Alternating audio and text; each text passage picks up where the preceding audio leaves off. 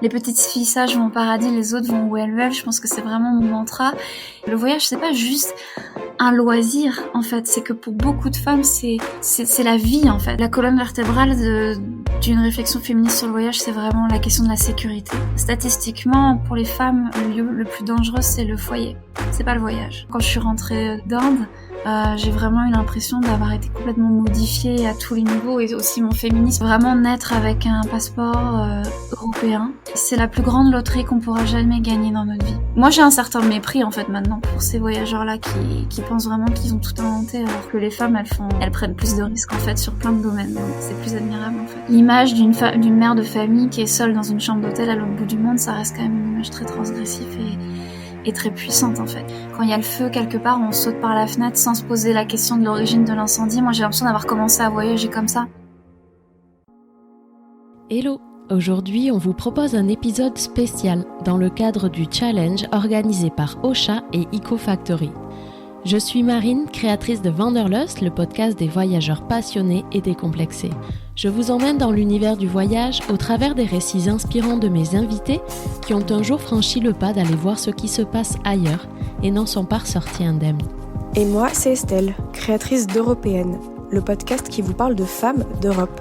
Un lundi sur 2, j'interroge des femmes inspirantes, courageuses et insolentes.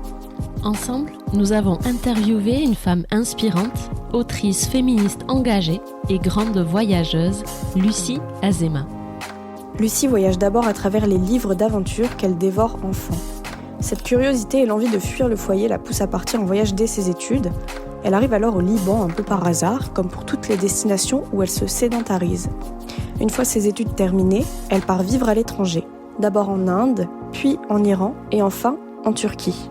Effectivement, Lucie est une voyageuse nomade qui aime le temps long et l'immersion. Se créer une routine, un lieu à soi et apprendre la langue du pays pour échanger avec ses habitants. Et elle se rend compte qu'entre ses lectures de récits de voyage masculins et son expérience de femme, la réalité est souvent tout autre. La place des femmes dans le monde de la littérature de voyage et du voyage est encore marquée par de tenaces préjugés sexistes. Voyager, c'est simple. Et c'est ce décalage et cette liberté de mouvement que Lucie a voulu mettre en avant par l'écriture. Elle écrit donc son premier livre, Les femmes sont aussi du voyage, l'émancipation par le départ, en 2021.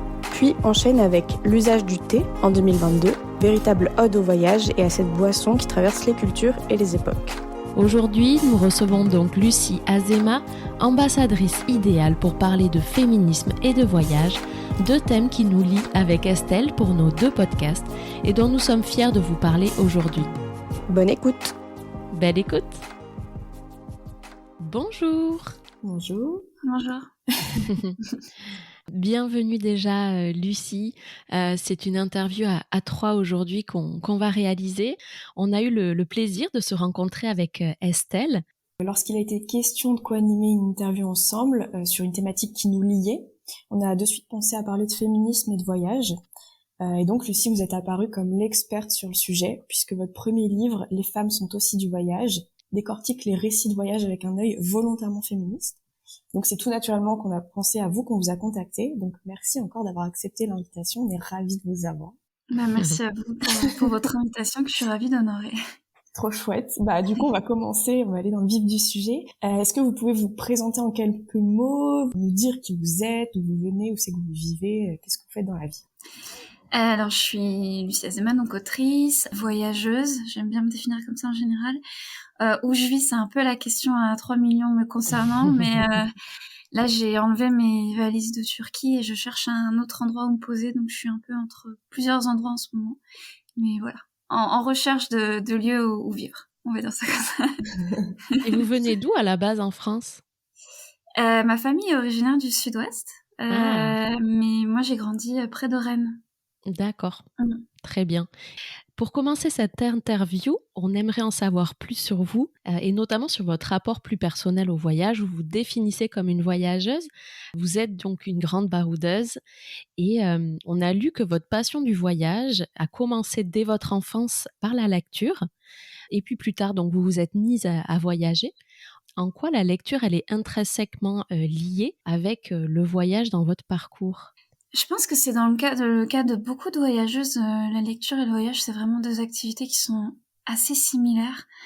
parce que forcément c'est 2 activités guidées par une curiosité, par l'envie d'aller voir ailleurs ce qui se passe, et aussi tout simplement aussi c'est moi ce que je retrouve vraiment dans les deux, c'est la rencontre avec l'autre en fait, vraiment la rencontre de l'altérité, vraiment l'autre dans tout ce qui peut avoir de tellement différent et en même temps au cœur de ce qu'on est, il y a toujours des points communs.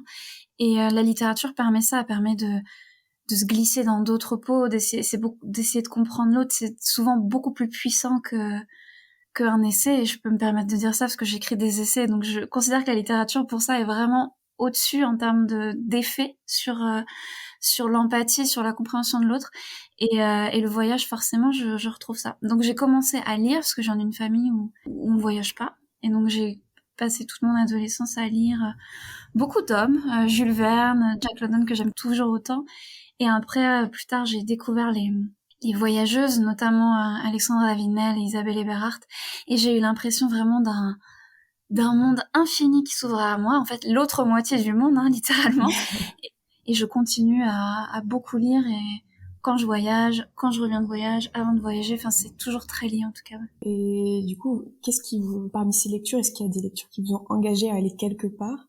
Ou c'est que vous avez pu voyager? Est-ce que ça a été lié à ce que vous avez lu? C'est un ensemble aussi, je pense que les livres, on se rappelle pas forcément de ce que ça dit, mais ça laisse une empreinte, ça laisse une impression, et je pense que ça a ouvert des portes. Évidemment, j'en ai pas parlé, mais la littérature féministe aussi, que j'ai lu parallèlement à tous les récits de voyage, grosse lectrice de récits de voyage, grosse lectrice de féminisme, et de théorie féministe, et ça m'a ouvert, et j'ai l'impression que des femmes mettaient des mots sur ce que je ressentais. Il y a aussi de sentir qu'on partage une expérience universelle, même avec des femmes qui ont vécu dans des temps plus anciens, avec d'autres difficultés, mais que les difficultés mutent, mais sont toujours un peu les mêmes. Et ça m'a fait aussi prendre le virage, dans le sens où je me suis vraiment dit, je peux y aller. Et si je dois citer vraiment un livre qui m'a fait prendre la pilule rouge, comme on dit, en tout cas, qui m'a fait prendre le virage, c'est pas un livre de voyage, mais qui a compté aussi pour beaucoup de femmes. C'est pas très original, mais c'est King Kong Theory de Virginie Despentes. Et je me rappelle très bien des pages où elle raconte le viol qu'elle a subi en faisant du stop. Et en fait, elle a des pages très belles où elle dit que après ça, en fait, elle a refusé d'arrêter de vivre, et que la société lui demandait en gros, de s'assagir et de montrer qu'elle avait tellement souffert qu'elle ne voulait plus voyager. Et elle dit, moi j'avais envie de continuer à dormir dans des gares, j'avais envie de prendre des risques, et j'ai trouvé ça vraiment beau. Et elle dit, elle dit le fait que souvent il y a des féministes qui sont pas d'accord avec ces passages-là, mais en tout cas, et je peux comprendre que ça puisse être choquant, mais moi ça m'a parlé. Elle dit que dans la vie d'une femme, l'agression et le viol, c'est un risque à prendre en fait, et qu'elle voulait pas réduire sa vie à cause de ce risque-là. Donc, et moi, ça m'a vraiment parlé, et je pense que ça parle à d'autres femmes. Ouais. Et je me permets, justement, de rebondir un peu sur ce thème de féminisme. La liberté, c'est très important pour vous. Vous en parlez, votre livre est constitué autour de cette thématique. Pour vous, il faut être libre de voyager, il faut être libre pour voyager. Il y a écrit une phrase qui m'a un petit peu marquée. Les petites filles sages vont au paradis, les autres où elles veulent. Qu'est-ce que ça vous évoque? Cette phrase, c'est pas la mienne, mais oui, effectivement, je raconte dans le livre que je l'ai trouvée sur une carte postale et qu'elle m'a aussi marquée. C'est ça, en fait, les petites filles sages vont au paradis, les autres vont où elles veulent. Je pense que c'est vraiment mon mantra. Et la liberté, oui, c'est peut-être la chose la plus importante dans ma vie. Je pense qu'il n'y a pas beaucoup d'autres raisons pour lesquelles on est là ici, à part l'amour, mais les deux sont vraiment liés pour moi. Enfin, l'amour en façon générale, hein, familial, amical, conjugal, tout ce qu'on veut. Mais vraiment le fait d'être libre et d'essayer au maximum d'atteindre cette liberté, qu'on peut pas atteindre tous les jours évidemment, parce qu'on a des contraintes et plus ou moins grosses selon notre contexte, mais même de l'approcher quelquefois dans sa vie, de tendre vers ça, c'est vraiment mon but ultime. Et le voyage permet ça, parce qu'on est débarrassé de tellement de choses, surtout en tant que femme. Et c'est pour ça que moi je trouve tellement une liberté inouïe et existentielle en fait dans le voyage. Et c'est aussi ce que j'ai voulu montrer avec ce livre, c'est que le voyage, c'est pas juste un loisir en fait, c'est que pour beaucoup de femmes c'est la vie en fait, c'est devenu une raison de vivre, c'est une manière d'exister, et en tout cas c'est la mienne. Et je pense que peut-être que, enfin c'est sûr que certaines autres personnes se retrouvent là-dedans avec je sais pas, la peinture, la musique, d'autres formes en fait où ils peuvent faire exploser leur liberté. Mais en tout cas, moi et je pense beaucoup de mes lectrices, c'est le voyage, et c'est important de le redire. C'est pas juste une petite activité oisive, c'est quelque chose d'existentiel. Ouais. Et justement, voilà, c'est vrai qu'on parle souvent de voyage d'un côté, de féminisme de l'autre. C'est des thématiques qui sont abordées souvent individuellement, mais peu finalement ensemble. Et effectivement, pour vous, le féminisme et le voyage, pourquoi ça a tant à voir finalement dans l'émancipation de la femme Il y a beaucoup de thèmes que j'ai essayé de brasser le plus possible dans ce livre. La colonne vertébrale d'une réflexion féministe sur le voyage, c'est vraiment la question de la sécurité. Ouais. Parce que souvent, les femmes qui voyagent pas ou qui s'empêchent en fait de voyager, c'est parce qu'elles ont peur. Parce qu'on a été beaucoup socialisé par la peur depuis qu'on est enfant.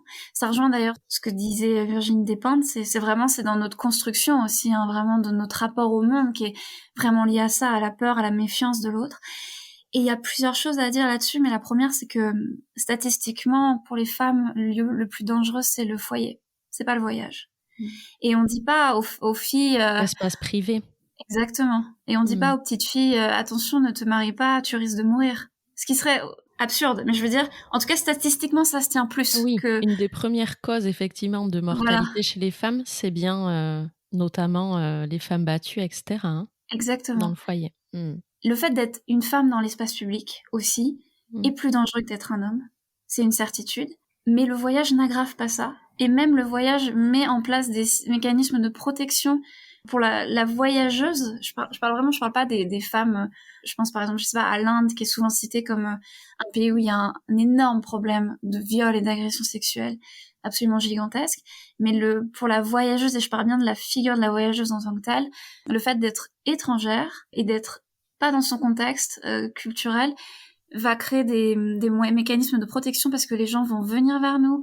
Aussi, on va être plus vigilante. Enfin, en tout cas, toutes les voyageuses que j'ai autour de moi, les problèmes qu'elles ont eus d'agression ou quoi, c'était dans des villes comme Paris ou Toulouse ou Bordeaux ou n'importe où. Enfin, et c'est pas spécialement voyage. Et les voyageuses le racontent aussi, en fait. Et ça, c'est important de le dire parce que c'est aussi, même s'il y a plus en Occident d'interdiction légale pour les femmes de voyager, il y a comme une espèce de verrou qui est mis où c'est de la bienveillance, sous couvert de bienveillance, et souvent ça l'est. Hein. Les injonctions. Voilà, attention, qu'est-ce qui va t'arriver ? Et aussi, dernier point, c'est que les hommes, quand il leur arrive des choses en voyage, parce que je ne m'en réjouis pas, mais il arrive des drames aussi à des hommes en voyage, en fait, si c'est quelque chose dont ils reviennent vivants, ça va augmenter leur éclat et leur aventure, et ça va vraiment devenir des vrais aventuriers. Tandis que les femmes, ça va vraiment être, mais en même temps, qu'est-ce que t'es allé faire là-bas ? Qu'est-ce que t'es allé faire en Inde ? Qu'est-ce que t'es allé faire au fin fond de l'Amazonie ? Et donc là, on retrouve quand même une culture du viol où c'est, de toute façon, tout ce qui peut arriver aux femmes de dramatique, c'est toujours de notre faute. Voilà. C'est ça. C'est QFD. Merci beaucoup, Lucie. Justement, vous parlez de cette liberté du voyage et du fait que ça ne change pas en fait les violences qu'on peut subir, que ça soit dans notre propre pays, notre culture ou ailleurs. Où est-ce que vous avez voyagé ? Qu'est-ce que vous avez ressenti en tant que femme dans ces pays-là ? Alors, j'ai voyagé dans quelques pays, mais souvent ceux que je cite, c'est ceux où j'ai vécu, parce que je pense que c'est là où j'ai vécu au Liban, en Inde, en Iran et en Turquie, qui sont pas des pays réputés pour être très féministes, et qui ne le sont pas, d'ailleurs, c'est pas juste une réputation. Oui, c'est dur surtout de voir ce qui arrive aux autres, parce que finalement, encore une fois, en tant qu'étrangère, on est protégé. C'est très dur, en Inde, j'ai découvert qu'on pouvait faire des insomnies de rage, en fait, et de colère. J'avais jamais expérimenté ça dans ma vie.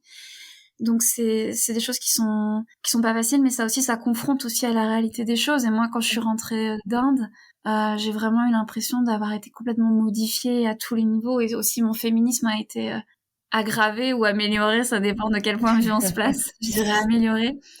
En tout cas, approfondi. Renforcé, ouais. Renforcé, voilà. Merci, ouais. Renforcé. Ça marque aussi là-dessus. Mais par contre, souvent, la question qu'on me pose, et je suis contente que vous l'ayez posée différemment et pas de la manière dont on me formule toujours, c'est vous qui êtes féministe, ça vous dérange pas d'être allée dans ces pays-là ? Et en fait, ce qui m'agace, c'est que je comprends pourquoi on pose cette question-là, mais je pense que le fait qu'on la pose jamais aux hommes, ça fait aussi partie du problème. en fait, pourquoi est-ce que ça vous dérange pas, les hommes aussi, d'aller dans des pays où les femmes sont traitées comme des citoyens de seconde zone, où il y a des esclaves modernes, où on pend des hommes homosexuels, enfin ça vous pose pas non plus de problème?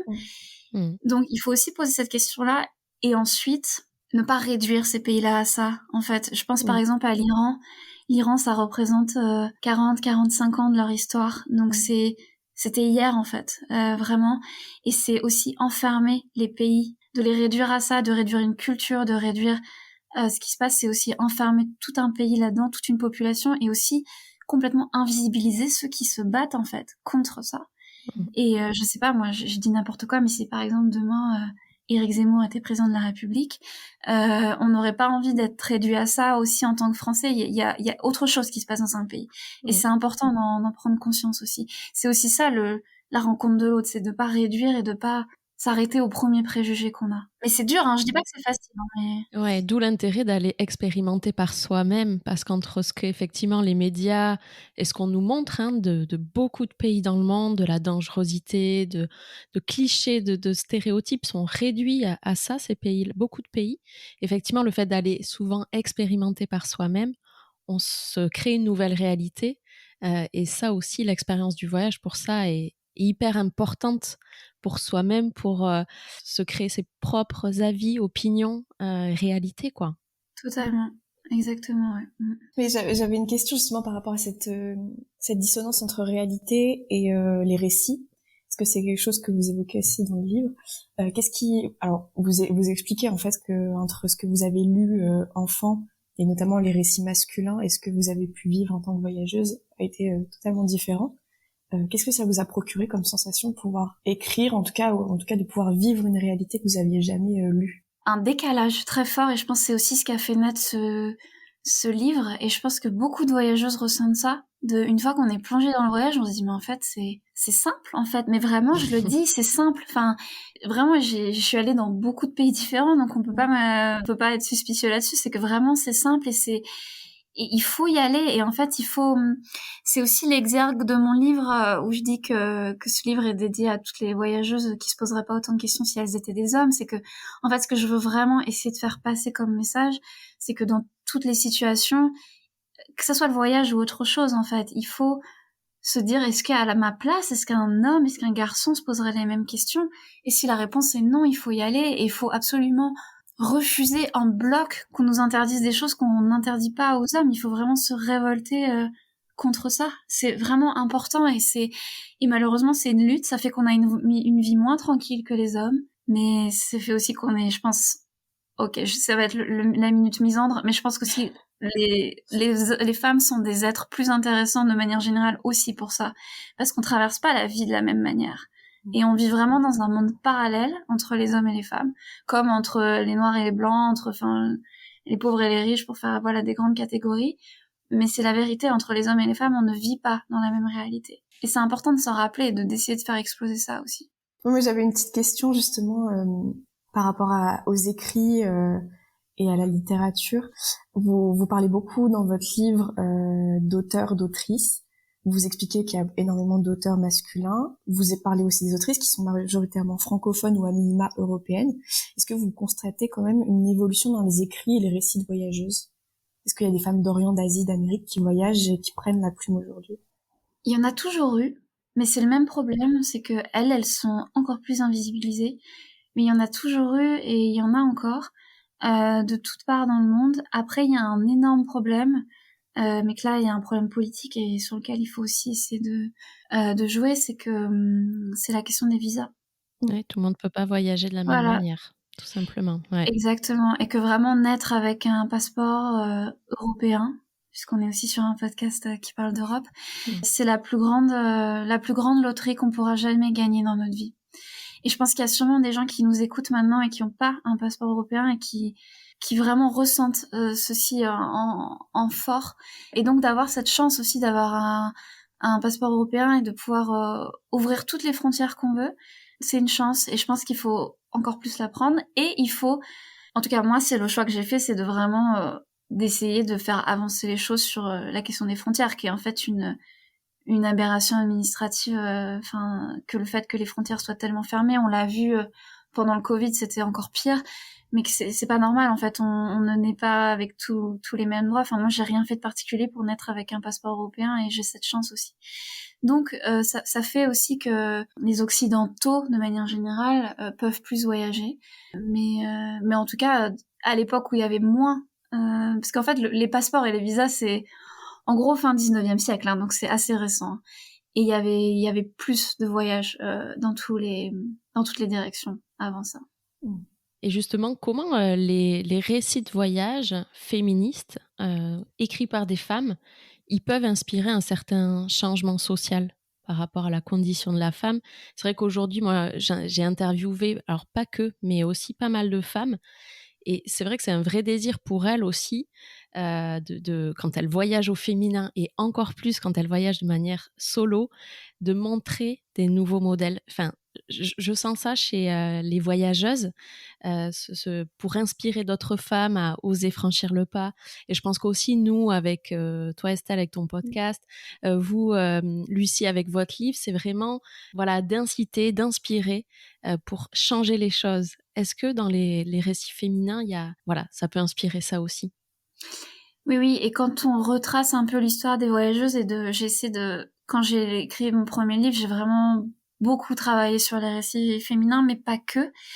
Et en fait, on se rend compte vraiment de l'immense disparité où, en fait, vu que les femmes, surtout quand on parle des voyageuses du 19e siècle, parce que les femmes ont beaucoup voyagé à cette époque-là, surtout celles qui avaient de l'argent, parce qu'à l'époque, c'était encore plus présent la question financière. Pas que, mais beaucoup, c'était ça, les fortunes familiales. Elles vivent des discriminations dans leur vie de tous les jours, et donc elles sont beaucoup plus sensibles à ça. Je pense aussi plus récemment, donc là on est milieu 20e, Anne-Marie Schwarzenbach et Ella Meyer, qui ont voyagé jusqu'en Afghanistan.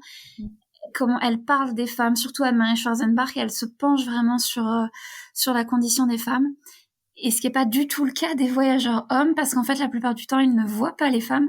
Parce que ça on l'a pas dit aussi, mais en fait les femmes encore aujourd'hui, quand on voyage, on est accepté dans des milieux exclusivement féminins et aussi exclusivement masculins. Ce qui n'est pas du tout le cas des voyageurs masculins qui sont pas autorisés dans les milieux exclusivement féminins. Donc ils se coupent en fait d'une partie du monde et d'une partie du récit, et ça se voit dans tous les récits de voyage, c'est qu'on a vraiment une vision du monde complètement tronquée. Donc le masculin universel et neutre, soi-disant, c'est faux de manière générale, mais vraiment dans le voyage, ça l'est encore plus. Parce qu'en fait, c'est les voyageuses qui nous ont apporté plein de récits. Et l'exemple que je prends toujours, parce que c'est le plus marquant, c'est la question des harems. Donc là, pareil, 19e siècle, tous les auteurs orientalistes, francophones, / surtout français, qui nous ont dépeint, donc je pense à Pierre Loti, Flaubert, Nerval, qui nous ont vraiment dépeint les harems comme un lieu de volupté absolue. Par exemple, les harems de Constantinople, donc actuel Istanbul. Et en fait, c'est des autrices. Donc, par exemple, Marga d'Andurin, qui a été la plus célèbre parce qu'elle est restée enfermée dans un harem, qui nous ont dit, en fait, qui nous ont apporté d'autres récits, qui nous ont dit, mais en fait, c'est pas du tout des lieux de volupté, ce sont des lieux d'esclavage, où les femmes ont été enlevées la plupart du temps en Europe de l'Est, où il y a des enfants mal nourris, où les harems sont mal chauffés. Ce sont des esclaves sexuels, les femmes, et elles sont gardées par des hommes qu'on appelle trivialement des eunuques, mais qui sont en fait des hommes d'Afrique de l'Est qu'on a enlevés, réduits en esclavage, mutilés. Enfin, je veux dire, il y a rien de beau là-dedans. Et c'est vraiment les récits masculins qui nous ont apporté ça. Donc, au-delà de la question de l'égalité, dans le fait de lire des hommes et des femmes, parce que même si on n'en a rien à faire de l'égalité, ce qui est déjà un problème en soi, mais bon, imaginons, il y a une question de restitution du réel, en fait, et de vérité historique, et de... On n'écrit pas de la même manière. Exactement. Ouais. Mais justement, par rapport à ce chapitre, donc sur les harems, c'est tout un chapitre qui est concerné dans votre livre, qui s'appelle le pornotropique, et qui explique en fait comment le récit des hommes et masculins au 19e siècle a construit un imaginaire, et en fait c'est tourné tout doucement vers du tourisme sexuel. Vous expliquez que les auteurs voyageurs du donc comme Bougainvilliers par exemple, vont répandre cette image biaisée par le biais de la colonisation. C'est un tourisme sexuel qui se répand aussi après la Seconde Guerre mondiale avec l'accès à l'avion. Est-ce que le MeToo du tourisme sexuel se fait un peu attendre, Lucie ? Ah oui, c'est certain. Moi, après, il y a eu des affaires, par exemple, je pense à l'affaire Matzneff récemment, qui est pas finie, qui a mis ça aussi en lumière, parce que évidemment, il y a le livre de Vanessa Springora, Le consentement, donc qui se passe en France, mais Matzneff a beaucoup écrit sur ces galipettes en Orient, comme il appelle. En fait, le tourisme sexuel, pour le reprendre rapidement, le fil, c'est que il y a deux choses. Il y a la sexualisation extrême des femmes étrangères. Donc Bougainville en Polynésie, Gauguin aussi en Polynésie, et aussi le fait qu'il y aurait des territoires supposément plus libres sexuellement. Et donc ça s'inscrit vraiment aussi dans un contexte de colonisation de tout ça et aussi de déshumanisation de l'autre. Et en fait, quand on lit, parce que pour écrire ce livre, j'ai dû écouter des interviews d'hommes qui étaient partis faire du terrorisme sexuel, c'était vraiment pas le moment le plus plaisant de mon écriture. Ouais. C'était vraiment très dur, en fait, parfois, d'entendre ça en tant que femme. Parce que c'est vraiment très, très réducteur, en fait. C'est vraiment l'idée que, de toute façon, tous les hommes, ce qu'ils cherchent, c'est une femme qui soit soumise, et que, en Occident, avec le féminisme, parce que ce sont des discours très antiféministes, assumés, en fait. Il y a beaucoup, alors encore une fois, ils pensent tous différemment, mais l'immense majorité que j'ai écoutée, c'est vraiment ça. On retrouve aussi ça chez Houellebecq dans son livre Plateforme. C'est vraiment l'idée que le féminisme empêche les hommes de pouvoir s'épanouir comme ils veulent. En gros, avoir une femme bien soumise sexuellement et à la maison. Donc, le tourisme sexuel, parce que c'est pas que le tourisme sexuel, c'est pas juste une prestation sexuelle qu'on va chercher à l'étranger. Il peut y avoir ça. Une forme de domination. Il y a de la domination. Il y a aussi souvent c'est des concubinages, en fait, avec une rémunération indirecte, qui passe par des téléphones ou des loyers. Et puis aussi, il faut le dire, en fait, c'est pas juste chacun fait ce qu'il veut, c'est que c'est aussi des crimes, en fait, parce qu'il y a des enfants qui sont concernés. Le procès Matzneff a permis de requalifier pour la première fois le tourisme sexuel en crime sexuel. J'ai plus les termes exacts, mais qui est commis à l'étranger. Donc c'est pas juste la liberté de chacun, c'est que là on parle de crime, en fait. C'est puni par la loi. Exactement. Ouais. Donc c'est très intéressant. Je me permets du coup de vous poser la question, est-ce que vous avez vu le film justement sur le livre de Vanessa Springora? Non, pas encore. Okay. Apparemment il est bien, mais je l'ai pas encore vu. Vous l'avez vu, vous? Oui, je l'ai vu. Okay. Il est très bien, justement, dans le film, il y a une place pour cette mise en garde qu'on fait à la jeune fille, qui n'est qu'une mise en garde à l'époque, hein, puisque c'est très fancy de sortir avec un auteur beaucoup plus âgé que soi, et d'ailleurs adulte alors qu'on est mineur, mais bref. Et cette mise en garde, on lui fait en lui expliquant que dans ses livres, il parle justement de petits Malaisiens qu'il sodomiserait. Donc on parle en fait de ce tourisme dans ce film, et je trouve que c'est très intéressant. Le parallèle avec votre livre est très intéressant. Je recommande de voir et de lire votre livre pour pouvoir avoir tout l'historique et ce fil rouge, quoi. Bah merci, j'essaierai de voir le film. En plus j'ai envie de le voir, mais ça me donne encore plus envie de le voir du coup. Je vous en prie. Ça m'emmène un petit peu à ma deuxième question, parce qu'on a parlé donc de l'hypersexualisation des femmes étrangères, en tout cas aux yeux des hommes qui écrivaient ces récits. Mais il y a quand même une vision que vous évoquez aussi dans votre livre, que quand on est une voyageuse, on est soit la peureuse ou la pute. Vous expliquez aussi, et ça je l'ai appris grâce à vous, que les hôtesses de l'air Air France n'avaient pas le droit d'être mariées jusqu'en 1968, celles de Qatar Airways jusqu'en 2015.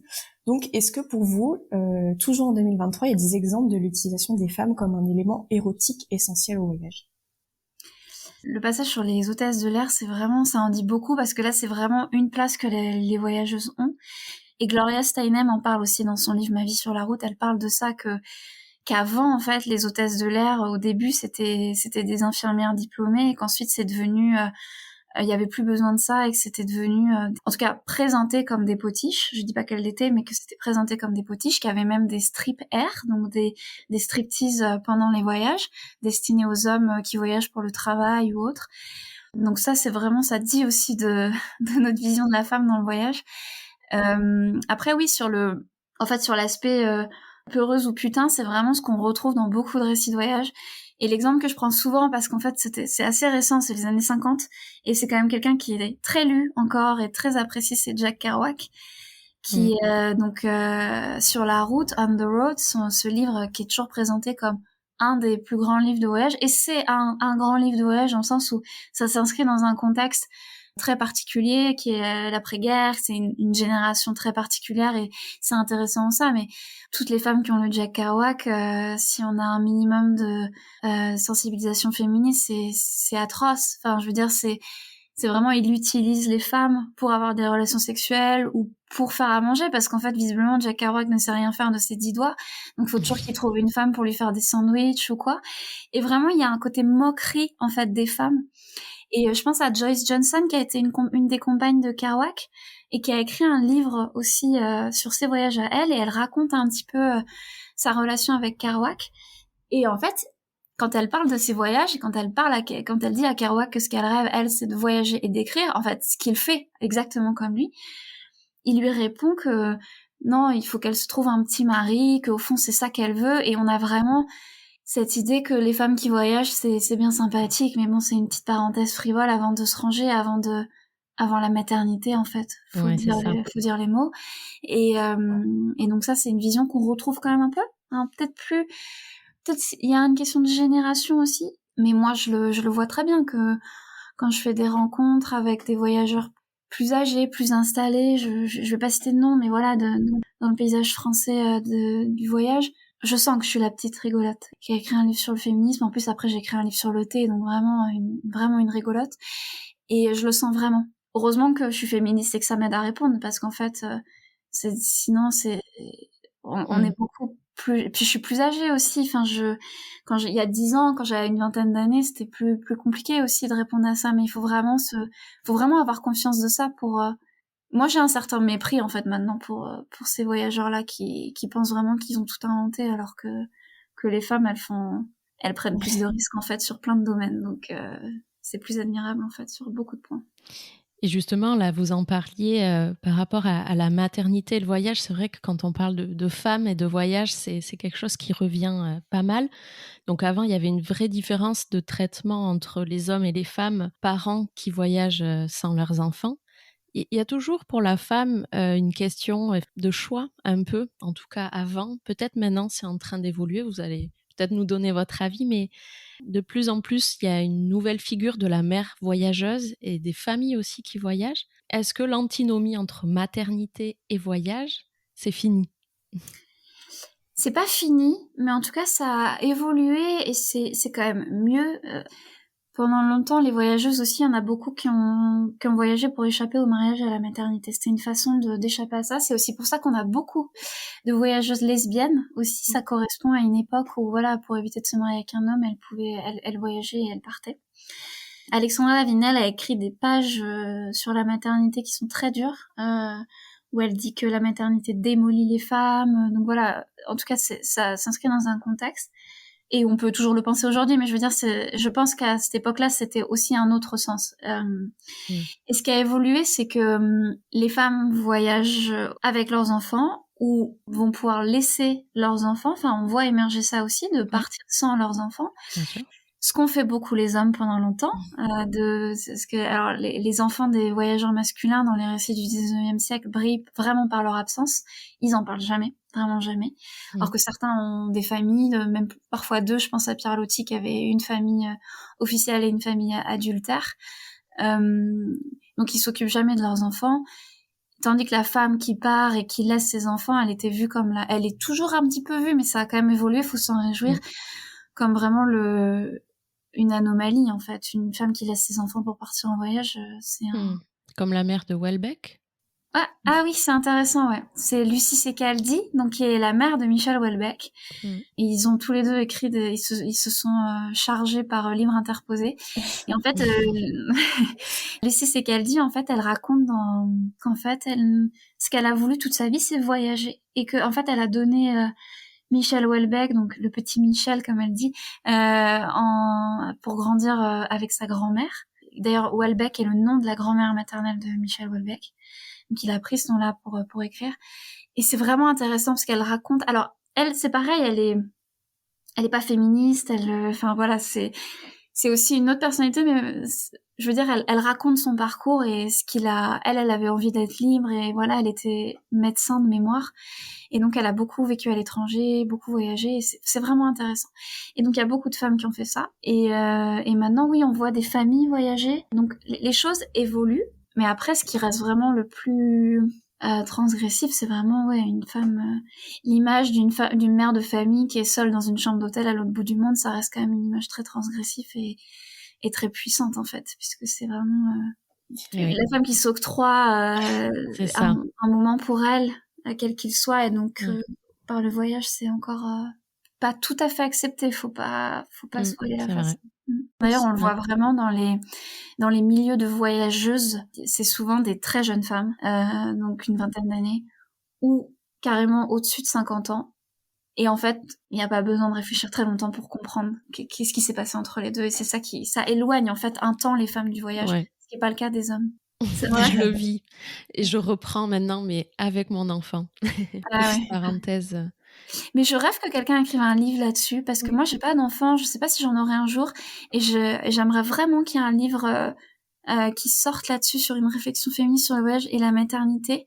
C'est vraiment intéressant. C'est aussi très important. C'est un sujet tellement féminin et féministe, et je rêve que quelqu'un écrive. Mais je pense que c'est très important. En tout cas, une femme est peut-être encore plus sensible. En tout cas, moi, j'ai envie de transmettre cette passion-là que j'ai, de montrer le monde avec les yeux qu'il aura d'enfant et qui va évoluer. Mais je pense que c'est une vraie richesse aujourd'hui. Il y a beaucoup de voyageurs qui sont devenus des voyageurs, qui ont commencé à voyager parce qu'ils étaient des enfants.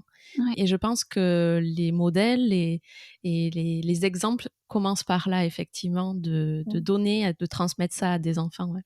Exactement. Et même si on peut pas voyager avec ses enfants dans le sens pour des questions financières ou autres, d'ouvrir au monde du voyage par la lecture, moi c'est ça qui m'a ouvert et ça a fonctionné aussi. Et maintenant je voyage de façon obsessionnelle. Donc et oui, c'est vraiment quand on est enfant que ça s'ouvre, parce que c'est des mondes parallèles. C'est incroyable quand on est enfant de savoir qu'il y a des gens qui vivent autrement ailleurs. Exactement. Ouais. C'est tellement fascinant. Ouais.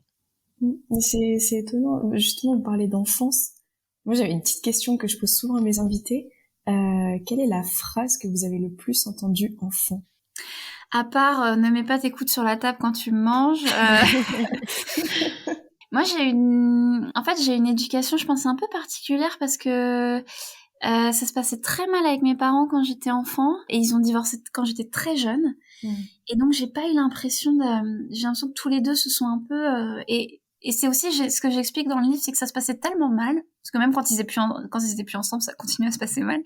Je pense que ça m'a donné des envies de fuite, en fait. Et je pense que je le dis positivement pour mes parents, hein. Je veux dire, ils m'ont donné cette envie de m'en aller. Et donc c'est pas forcément des phrases que j'ai entendues, mais c'est des situations qui se répétaient et qui ont fait ça. Mais sinon, non, c'est vrai, j'ai pas souvenir, mais c'est vrai que c'est une bonne question, parce que ça montre aussi comment on a été éduqués. Oui. Moi, j'avais envie de vous poser une question. Vous, quelle est votre vision du voyage ? Pourquoi vous voyagez, justement Question existentielle. Pour être tout à fait honnête, j'ai pas la réponse à cette question. La première chose qui me vient, c'est un peu ce qu'on disait au début, c'est le besoin de liberté. J'ai pas forcément formulé ça comme ça quand j'ai commencé à voyager, comme beaucoup de voyageuses. Aussi dans le livre, je prends la métaphore de la maison en feu, et que en fait, quand il y a le feu quelque part, on saute par la fenêtre sans se poser la question de l'origine de l'incendie. Moi, j'ai l'impression d'avoir commencé à voyager comme ça. Juste, j'avais envie de partir, j'avais envie d'aller voir ailleurs. J'avais pas envie que de fuir, j'avais envie aussi d'aller voir ce qui se passait. Après, je pense que c'est peut-être la maturité, le temps me fera répondre à cette question, mais c'est pourquoi est-ce qu'on voyage ? Qu'est-ce qu'on cherche en fait ? Qu'est-ce qu'on rapporte aussi ? Dans le sens, qu'est-ce qu'on amène pour nos proches ? Qu'est-ce qu'on amène pour notre vision de la société ? C'est des questions très intéressantes. J'ai pas de réponse pour l'instant, mais je pense qu'on est tous et toutes à se la poser quand on voyage. Et que lorsque vous voyagez, justement, vous avez quand même une approche qui est quand même plus axée, on va dire, sur vous installer dans une durée, sur une immersion, une expérience, puisque vous avez commencé à voyager au Liban pendant vos études, et ensuite vous avez vécu donc en Inde, etc. Vous avez quand même une approche sédentaire du voyage. Sédentaire du voyage, exactement. Ouais. Oui, en fait, je fais souvent la blague en disant qu'en fait, je suis pas vraiment une voyageuse, au sens où Ce que j'aime, c'est vraiment arriver quelque part et rester. Ouais.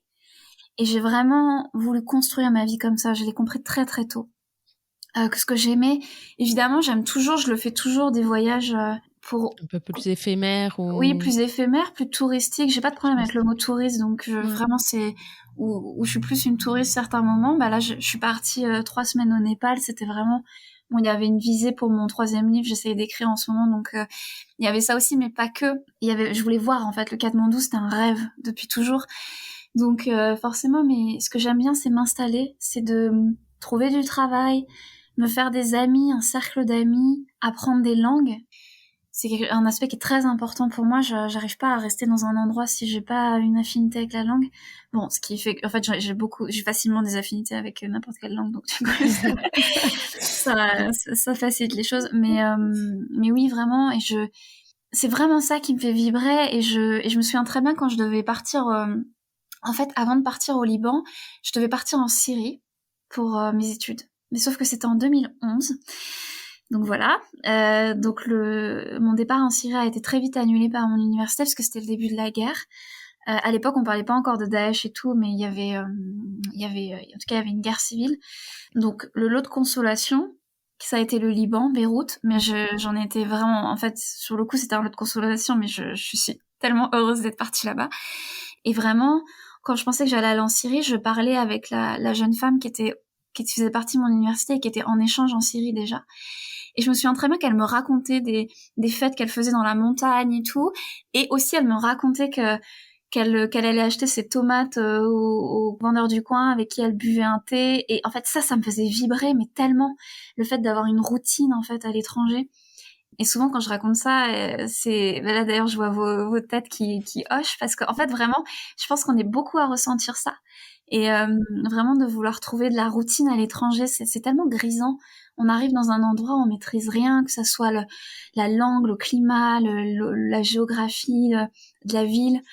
Et de fil en aiguille, on arrive à comprendre plus de choses, à se faire une carte de métro. Enfin, c'est des choses qui sont tellement faciles quand on est en France, en tout cas dans son pays, voilà. Et quand on arrive à l'étranger, c'est plus difficile. Et quand on y arrive, c'est tellement grisant. Et je trouve que d'ailleurs, ça rejoint un peu la question de tout à l'heure de pourquoi est-ce qu'on voyage et qu'est-ce qu'on rapporte quand on voyage. Quand maintenant je suis en France et que je vois des gens qui sont étrangers, qui ont des difficultés à faire des choses comme ça, en fait, il faut se dire que c'est une preuve de courage, vraiment. Et souvent, et vraiment, je le dis parce qu'en France, on a vraiment cette culture encore de, quand les gens ont des accents étrangers, ou ont du mal à comprendre des choses simples de la vie de tous les jours parce qu'ils sont étrangers, on a un peu une posture un peu de... supérieure. Ouais, supérieure, condescendante, hautaine. Et ce qui est pas le cas dans tous les pays, donc c'est le cas dans d'autres pays, mais la France en fait partie. Et en fait, c'est très culturel et il faut se dire que c'est une preuve de courage, vraiment c'est des gens qui ont appris une autre langue, c'est des gens qui ont traversé parfois des océans, parfois évidemment sans le vouloir, qui auraient préféré rester dans leur pays.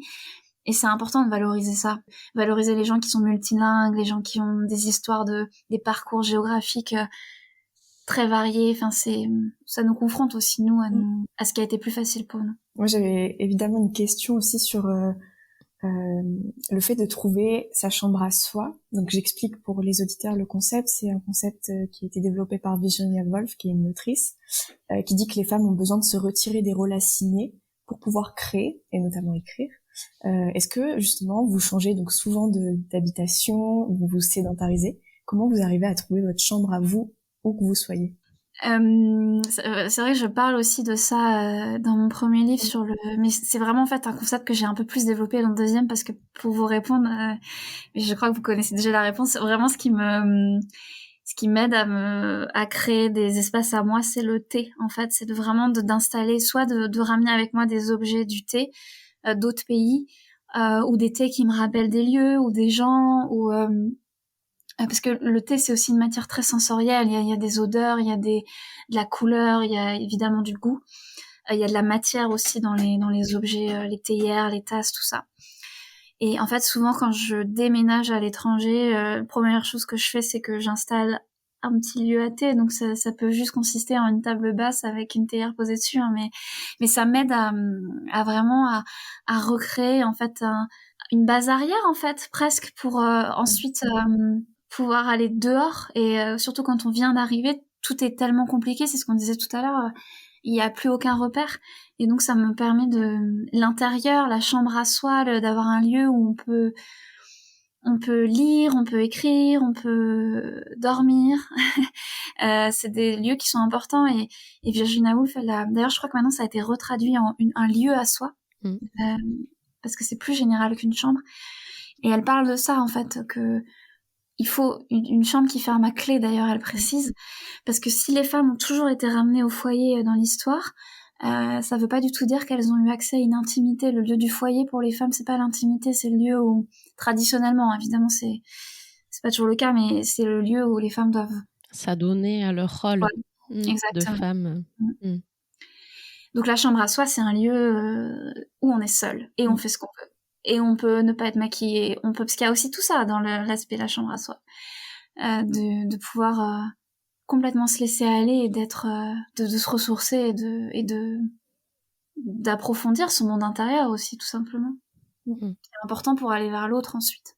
Et pour contrebalancer ce lieu à soi, cette chambre à soi, il y a un autre concept aussi, la flânerie, qui est un concept à la base plutôt masculin. Vous dites aussi dans le livre que vous flâniez beaucoup en Iran, en Turquie, que vous appropriez en flânant et l'espace public finalement, que c'était beaucoup plus compliqué d'ailleurs en Inde pour cause de harcèlement. Voilà, est-ce que ce concept de flânerie est profondément lié et une revendication féministe de s'approprier l'espace public?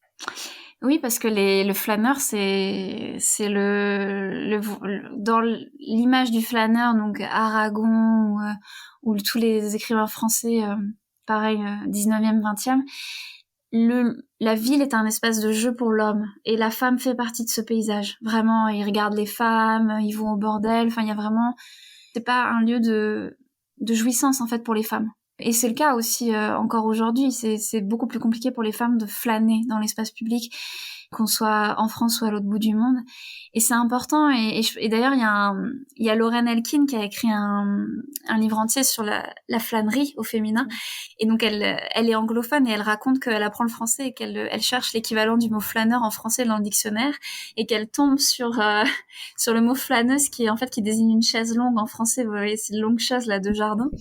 Et donc elle fait des blagues là-dessus en disant en fait c'est vraiment l'immobilité jusqu'au bout pour les femmes, la figure de la flânerie. Oui, c'est important de flâner, c'est important d'être dans l'espace public de façon oisive aussi en fait. Parce que les femmes ont toujours été dehors, parce que c'est elles qui vont traditionnellement chercher les enfants, faire les courses, voilà. Travailler aussi, hein. Le fait d'être oisive dans l'espace public, de s'asseoir sur un banc, de lire, de contempler, sans but finalement en fait. Exactement, c'est important de le faire et de se réapproprier ce plaisir qui est pas toujours facile, vraiment. Même moi la première, je suis une grosse marcheuse, mais c'est vrai que je le sens des fois, que je me dis là si j'étais un homme, là je serais plus à l'aise dans cet endroit-là, et bon, c'est comme ça et il faut faire avec. Mais il faut essayer aussi parfois de se faire un peu violence, et en fait on se rend compte que c'est très agréable quand on se fait violence. Enfin, après cette fait violence, c'est qu'on a réussi, je veux dire. Moi, j'aurais une dernière question liée à ça. Peut-être que c'est un souvenir qui sera lié à la flânerie, mais quel est votre premier souvenir de féminisme, justement? Je pense que c'est quand j'étais enfant et que je voyais que les garçons, j'ai vraiment ce souvenir-là, de voir que les garçons, et maintenant on en parle beaucoup, prenaient plus de place dans la cour de récréation. Et je le formulais pas du tout à l'époque, en me disant c'est pas normal, c'est des garçons, mais c'est juste, je me disais tiens, nous on est dans des coins, et là je sais plus comment ça se passait dans ma tête de petite fille de 5 ans, mais je me rappelle vraiment avoir cette image-là. Et donc je pense que c'est mon premier sentiment féministe, parce que le premier sentiment féministe, c'est celui qui dit pourquoi est-ce que les garçons ils ont le droit de faire ça et pas moi. Je pense que c'est le premier sentiment féministe, et je pense que c'était celui-là pour moi. Okay. Vous n'êtes pas la seule. C'est pas pour rassurer. Eh bien, du coup, maintenant, on va finir sur des petites questions un peu plus rapides. Donc, Estelle a l'habitude de poser certaines questions, de dresser un portrait européen de ses invités. Donc, je te laisse la parole. Donc, Lucie, si vous étiez une capitale européenne, laquelle seriez-vous? Bruxelles. En plus, c'est la capitale européenne, mais c'est même pas fait exprès. C'est une ville que j'aime beaucoup, en plus. Est-ce qu'il y a une aventurière que vous aimez particulièrement? Oui, Ella Mayer, qui en plus est suisse. Donc, ouais. Sinon, en moderne, Linda Bortoletto. J'aime beaucoup. Ouais. Ah oui. Si vous étiez une spécialité culinaire. Alors là, on va sortir de l'Europe, mais je pense que je dirais le palak paneer indien, qui est le plat avec du fromage et des épinards que j'adore. Et dès que je vais dans un restaurant indien ou que dès que je suis en Inde, c'est un des premiers trucs que je mange. Génial. Votre recommandation d'un livre de récits de voyage que vous avez aimé? Je pense les livres, les œuvres de Isabelle Eberhardt. Donc j'ai plus les titres exacts parce que en fait elle a Mémoire de sable, je sais plus, c'est toutes ces œuvres remises ensemble. Et Isabelle Eberhardt, c'était quelqu'un de très libre qui se déguisait en homme d'ailleurs. Et elle a vraiment un rapport aux autres. Elle a appris la langue arabe. Elle a vécu en Algérie et elle a une plume absolument éblouissante qui, rien que pour ça, enfin ça, c'est un plaisir de lecture. Donc je dirais ça. Trop bien. J'en ai fait un petit portrait sur le Instagram du podcast. Si c'est ça vrai intéresse. Ouais, dans les femmes qui ont marqué l'Europe, elle a fait partie de mes 3 sélections. Je la trouve très inspirante. Pareil. Si vous étiez une boisson typique. Ça, sans suspense, ce sera le thé. Mais je pense que si je dois choisir un peu plus précisément, je dirais un thé fait au samovar qu'on pourrait boire en Iran ou en Asie centrale ou en Russie. Ok, très précis, c'est bien, j'aime bien. Et qu'est-ce qu'il a de particulier, ce thé? C'est vraiment déjà l'objet samovar qui est vraiment un objet très esthétique. Ah ouais. Voilà, et c'est aussi le fait que c'est très éloigné de la culture chinoise ou japonaise du thé, que j'adore aussi par ailleurs. Mais là, on est vraiment dans faire du thé en grande quantité, qui soit toujours chaud, quoi, s'il y a des gens qui arrivent, et c'est vraiment, on se retrouve, et c'est des moments de rencontre et tout. Donc c'est pas forcément le goût du thé, mais c'est le qui est dans le samovar, parce que c'est pas le meilleur thé du monde. En tout cas, c'est le contexte, en fait. Symbole. Ouais. Et la beauté de l'objet qui est là presque comme un personnage dans le milieu dans le moment du thé, ouais. Si vous étiez un lieu touristique en Europe. Je pense que ça serait l'Italie de façon générale. Okay. Et une ville que j'ai vraiment adorée, c'est pareil, c'est pas très original, mais c'est Venise. J'étais complètement époustouflée par cette ville. Je pense que c'est la plus belle ville du monde, enfin vraiment de tout ce que j'ai vu. Et pourtant, j'ai vu Ispahan, j'ai vu Samarcande, j'ai vu des endroits. Mais Venise, c'est hors de tout. Ouais. C'est hallucinant. Il n'y a pas un détail qui est moche à Venise. Je sais même pas comment c'est possible. En fait, c'est un cadeau du ciel, vraiment. Et ça durera pas longtemps puisque ça va couler un jour. Mais voilà. Quel est votre prochain voyage, ou en tout cas, ou peut-être prochain lieu de vie? Là, je rentre juste du Népal en termes de voyage. En termes de lieu de vie, parce que j'essaye de, voilà, c'est ce que je disais au début, de poser mes valises quelque part, et j'essaye justement de viser l'Italie. Donc, je sais pas encore quel endroit, mais je pense que ça sera... Venise. Non, Venise, ça sera malheureusement trop élevé pour en termes de coût de la vie pour mes droits d'auteur qui sont pas qui sont pas au niveau. Mais oui, peut-être le sud de l'Italie. J'aime beaucoup le sud de l'Italie. Donc, ouais. Est-ce que vous avez un message pour finir, pour conclure, pour toutes les femmes ou hommes qui vont nous écouter d'ailleurs? Pour les hommes, de lire des femmes qui voyagent ou des femmes tout court, de vraiment lire la littérature féministe parce que c'est aussi ça qui fera avancer les choses. Et pour les femmes, je vais répéter un peu ce que j'ai dit tout à l'heure, de se demander dans chaque situation, est-ce qu'un homme à notre place il se poserait les mêmes questions, et si la réponse est non, c'est qu'il faut y aller. Super message. Merci beaucoup Lucie. Merci à vous. Merci. On est ravis de notre échange. J'espère qu'en tout cas, ça inspirera plein de femmes à oser voyager. Mais en tout cas, c'est intéressant aussi, je trouve, de faire un peu le point sur là où on en était et les récits, etc. Et l'évolution vers laquelle on est en train d'aller. Il y a encore beaucoup de chemin. Donc, merci en tout cas pour ce regard féministe sur le voyage. Merci beaucoup. Merci. J'espère que vous avez aimé cet épisode avec Marine du podcast Wanderlust et Lucie Azema. Je serais curieuse de connaître votre avis, donc n'hésitez pas à m'envoyer un message sur Instagram, je me ferai un plaisir d'y répondre. On se retrouve le 1er janvier pour un nouvel épisode et débuter l'année 2024 en beauté avec une femme très inspirante qui vous parlera de journalisme, de cyberharcèlement et de féminisme. Je vous souhaite de belles fêtes de fin d'année et à très vite!